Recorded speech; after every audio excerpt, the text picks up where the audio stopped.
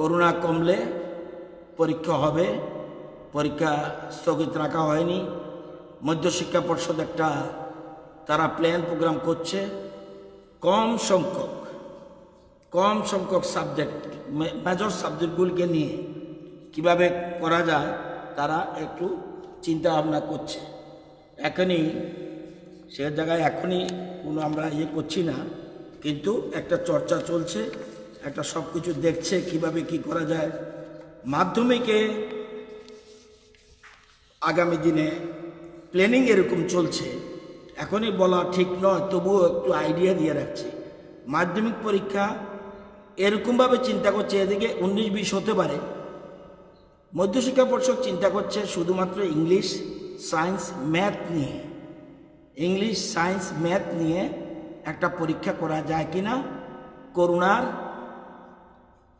গ্রাফটা যদি কমে যায় সেক্ষেত্রে এরকমভাবে চিন্তা করছে। কিন্তু তারিখ মধ্যশিক্ষা পর্ষদ আগেই বলেছে, আমরা স্থগিত করার সময় বলেছে 15 দিন আগে নোটিশ দেবো। আমরা বোধহয় এর আগেই নোটিশ দিতে পারবো। করোনাকে আমরা পরাভূত করব এবং দলমত নির্বিশেষে এগিয়ে আসা উচিত। করোনাকে আমরা পরাভূত যাতে করতে পারি সেই জন্য আমাদের চেষ্টা থাকবে, আমরা সেভাবে এগুচ্ছি।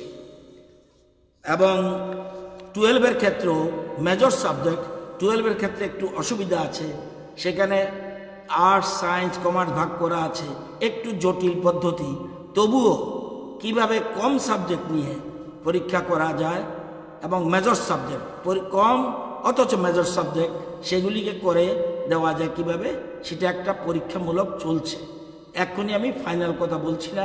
মধ্যশিক্ষা পর্ষদের সাথে প্রাইমারি আলোচনা হয়েছে, এটার অধিকার মধ্যশিক্ষা পর্ষদের। তবুও আবার পরশুদিন তাদের সাথে বসার একটা পরিকল্পনা আছে, এতটুকু বলবো, এর বেশি কিছু বলবো। কিন্তু এখনই মাধ্যমিক, উচ্চ মাধ্যমিক পরীক্ষা হবে, এই জায়গাটা পরিষ্কার।